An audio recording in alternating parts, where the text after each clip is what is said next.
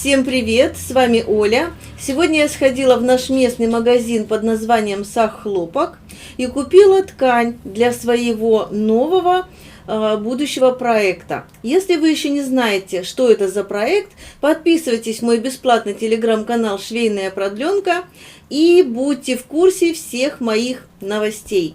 Ну и теперь давайте рассмотрим, что это за ткань. Это достаточно тонкий, легкий, мягкий лен. Как он себя поведет после влажной тепловой обработки, не знаю. Пока я его не стирала, не гладила. Но все мы знаем, что сейчас в наше время большое разнообразие льна. Есть с эластаном, есть достаточно плотный, есть более рыхлый. То есть сейчас множество разнообразия тканей. Поэтому как моя ткань себя поведет после влажной тепловой обработки, я пока не знаю. Но обязательно расскажу в будущих своих коротких видео.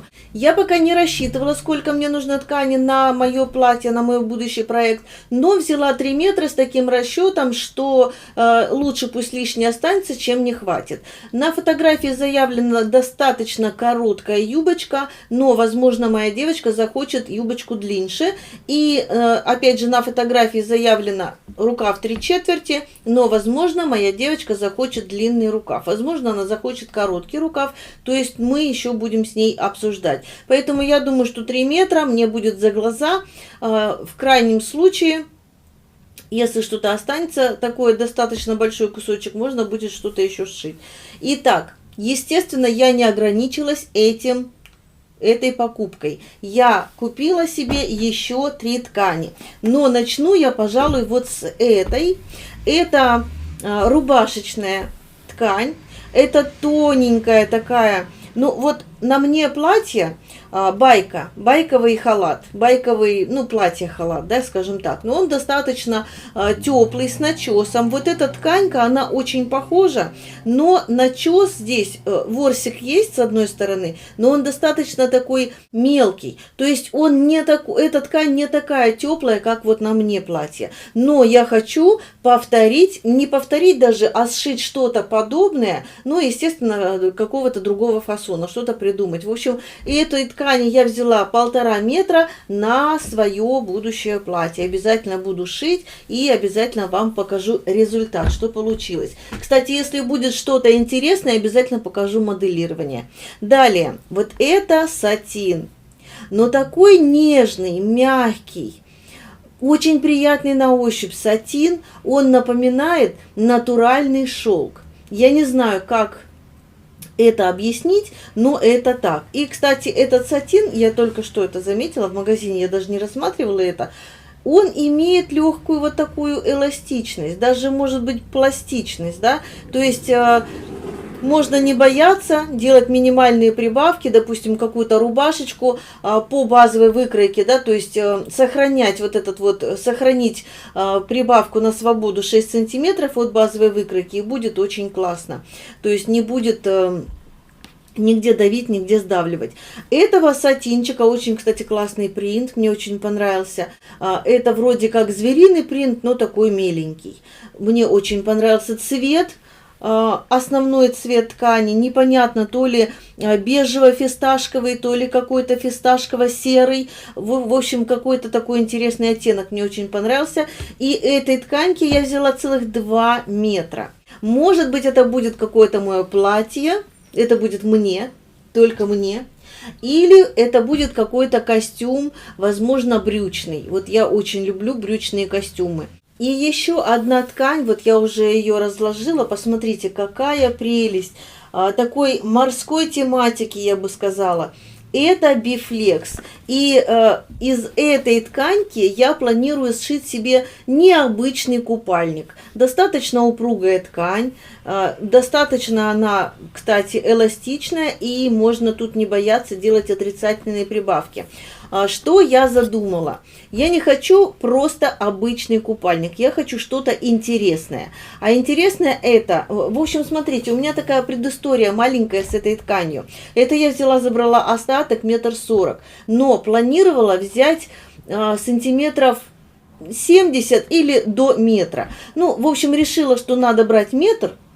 Но когда продавец развернула ткань, посчитала, то есть мы посмотрели, что ткани всего 1,40 м. То есть если я возьму 1,40 сантиметров останется, но я думаю, что мне даже самой как-то неприятно было спрашивать, можно ли я оставлю эти 40 сантиметров. В общем, пока мы там измеряли, пока думали, мне пришла в голову идея, что это будет не просто купальник, а я забираю все эти 1,40 м и делаю себе шикарный комплект или костюм купальный.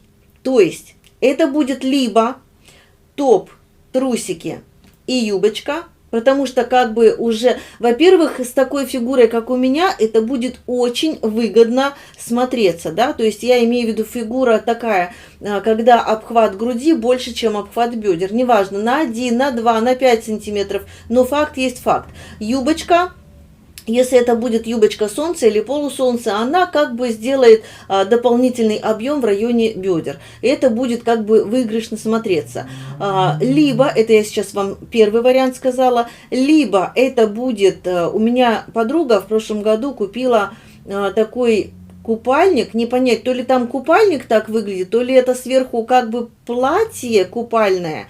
То есть получается, что у нее вверху выглядит как маечка, эта маечка переходит в такую легкую трапецию, в платьишко. Ну, естественно, там под платьем то ли отдельные трусики, то ли это все слитно, и вот это вот платье как-то, в общем, непонятно. Но я загорелась идеей сшить что-то такое похожее. Но платье я не хочу. Я знаю точно, что мне не пойдет, но я думаю, либо, вот как я сказала, первый вариант, это топ, трусики и юбочка, отдельные 3 детали, которые всегда можно отделить, то есть можно надеть юбочку, можно не надевать юбочку, да, то есть вот так, можно как бы по настроению. Вот. Либо это будет какой-то слитный купальник. Я имею в виду слитный, это в любом случае здесь будет топ, не просто лиф, это будет топ, потому что я уже не хочу сильно загорать, и ну, уже пора бы где-нибудь что-нибудь прикрыть. Поэтому я буду, конечно же, делать топ, он будет достаточно облегающий, то есть он будет стягивать все мои лишние неприятности, все мои жирки, так сказать, и, возможно, я сделаю как-то слитно сделаю с трусиками, то есть с низом, ну и юбочка. Юбочку, я думаю, что в любом случае юбочка будет отдельно. В общем, я обязательно что-нибудь себе интересное придумаю, какой-то купальный костюм, именно костюм. Уже не хочу просто купальник, я не хочу просто лиф и трусики, не хочу просто слитный купальник, я хочу что-нибудь интересное, почему бы и нет. Пока, как говорится, есть возможность, есть, во-первых, возможность шить, есть возможность придумать, есть возможность быть какой-то необычной, оригинальной, ну и тем более такую тканьку просто невозможно не полюбить, да, то есть мне повезло, здесь даже можно выбрать, допустим, трусики такие, юбочка такая, может быть, ну, в общем, есть где разыграться.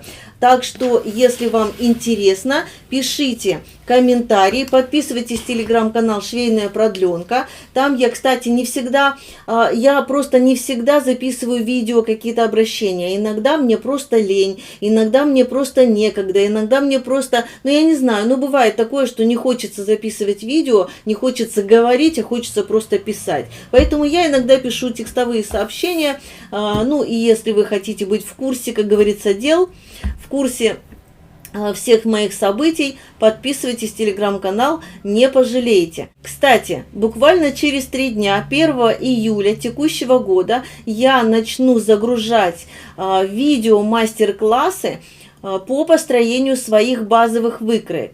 И, кстати, все эти модели и платье, которое в клеточку, и, возможно, это будет костюм, я уже сказала, возможно, это будет брючный костюм, кстати, такой приятный к телу, такой холодочек, вот так вот трогаешь его, прям очень супер, прям классно. И скоро будет жара, и в жару будет очень здорово. И также купальник я буду моделировать по своей базовой выкройке основе. И если у вас еще нет базовой выкройки основы, подписывайтесь в телеграм-канал «Швейная продленка». Подписка совершенно бесплатная, я уже, кажется, об этом сказала. И, кстати, все построения базовых выкроек, которые я предлагаю вам, я создавала собственноручно, благодаря своему собственному опыту и собственным наблюдениям. Так что подписывайтесь в телеграм-канал, не пожалеете. Ну а сегодня я с вами прощаюсь, жду от вас комментарий, что вы думаете о том, что я сегодня вам наговорила. Всем пока!